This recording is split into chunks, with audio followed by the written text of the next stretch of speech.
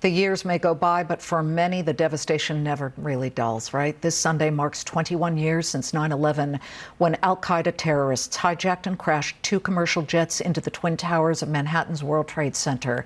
Terrorists also crashed a third plane into the Pentagon. A fourth jet crashed in a Pennsylvania field after passengers bravely attempted to regain control of the aircraft.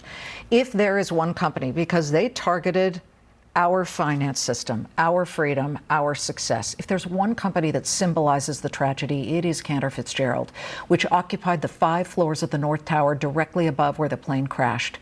658 Cantor employees, wrap your mind around that, were killed. But if Cantor Fitzgerald is the face of grief, its leader, Howard Lutnick, is a shining example with he and his team of New York's resiliency. Howard was late to work September 11th. He was dropping his son off on the first day of kindergarten.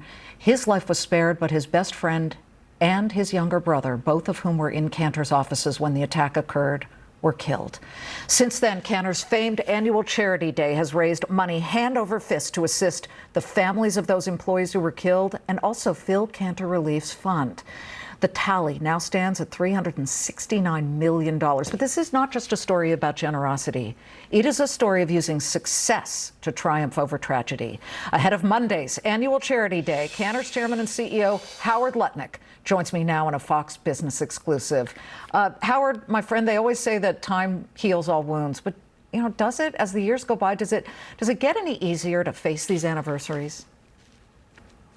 Well, I get that feeling as this time gets closer and closer to me. It sort of hair stands up in the back of my neck, and I just think of all my friends that I lost. So they stay in your heart, and then on the days getting closer to 9/11 and on Charity Day, they come right to the top of your mind. So does it get a little easier? I guess it gets a little duller, is the right way to say it. A little bit, right? I've covered you for so many years and watched as it all happened. I think about all the stories, and some of them were really quite incredible, that you have shared with me, sometimes privately, sometimes publicly. The one that sticks out in my mind, because immediately, even as you were grieving all of these employees, is that you immediately thought, I have to rebuild the company, but pretty much from the ground up. I mean, let's just call it that. You had the London office, but that was about it. You lost all these employees.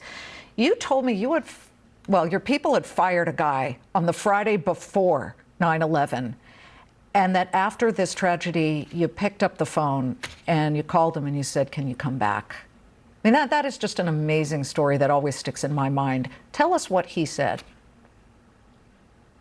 Well, he came right back and he said, we had only let him go because we were downsizing that particular area.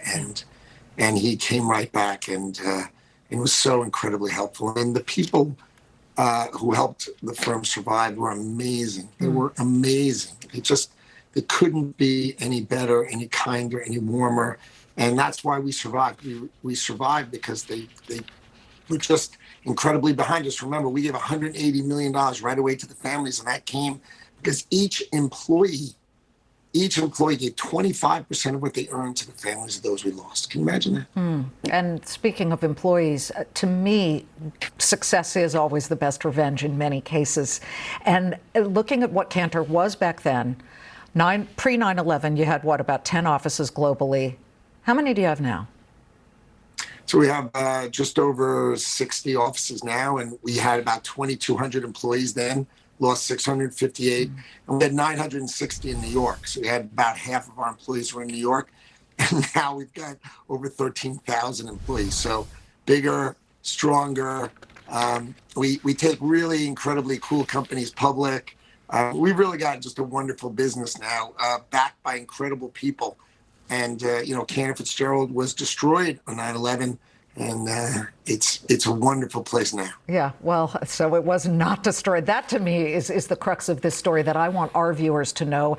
And if we could, I just want to dovetail a little bit, because one of the things that Cantor is now is one of only 21 primary dealers that has been granted the ability to trade with the Federal Reserve. I mean, that is just incredible. So I'd be remiss if I didn't ask you to put on your market hat, Howard, and I know you're always game for this.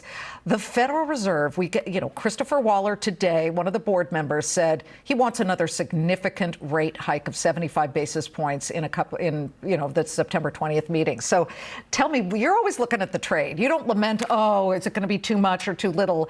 What's the trade on that? So forward rates.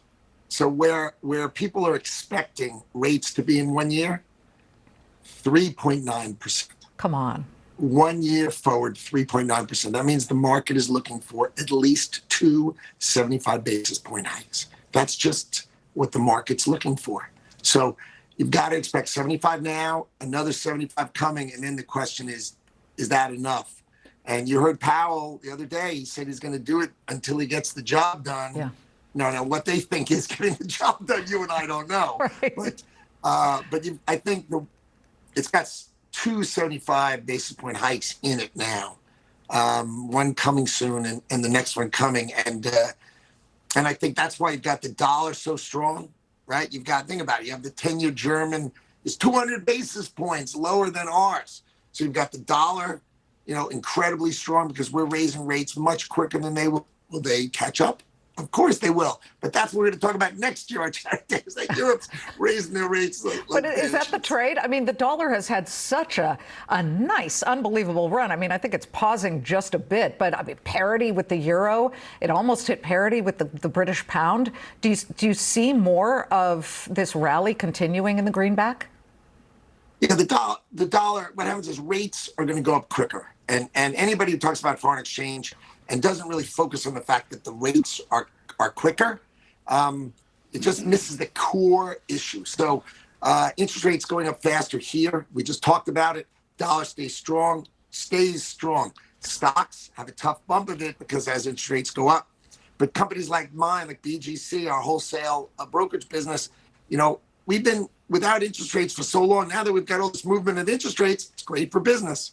So BGCP is going to have a great start of the next 3 years because now there's interest rates, there's stuff to play with. Right. Stuff to play with. But look, we just were at hitting session highs for the Dow up 420. You look at the rally from June, and then we had a bit of a sell-off the past 3 weeks, and now what appears to be another rally. Is this a bear market rally from where you sit, or is it the start of a new bull market, Howard, in equities? It's not the start of the bull market.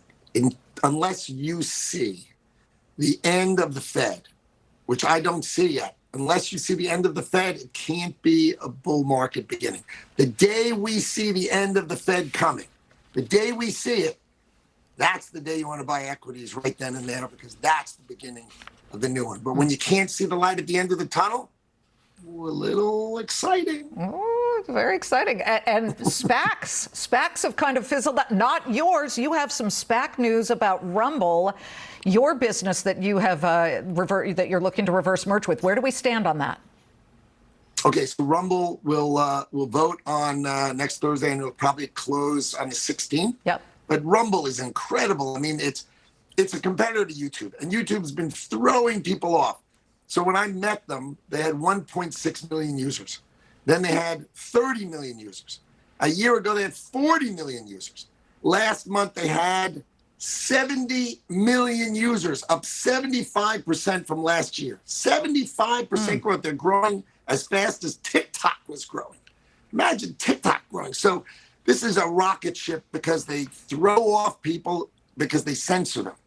And then they're all coming to Rumble. And now it's become huge. So Rumble is merging with CFVI, and it's got such huge growth rate in front of it, huge numbers. It's really exciting. That's a company we took public with our SPAC, CFVI, and our business in SPAC continues to be great. We're the ones who roll out the winners. I'm not saying other banks haven't, sort of come and gone, but we've had a bunch of real winners lately. And they've been doing really good. Mondi, we did just a couple of weeks ago. That's up 30%. These companies have done well. Well, we're looking at CF Acquisition Corp, CFIV, which of course CF Cantor Fitzgerald, alive and kicking. And God bless you all over there. Thank you so much, Howard. Thanks, Liz, and thanks for really making us feel so good that you guys remember and you treat it so respectfully. It's an honor for me to be here. And it matters very much, and we will never stop telling this story, Howard. Thank you so much.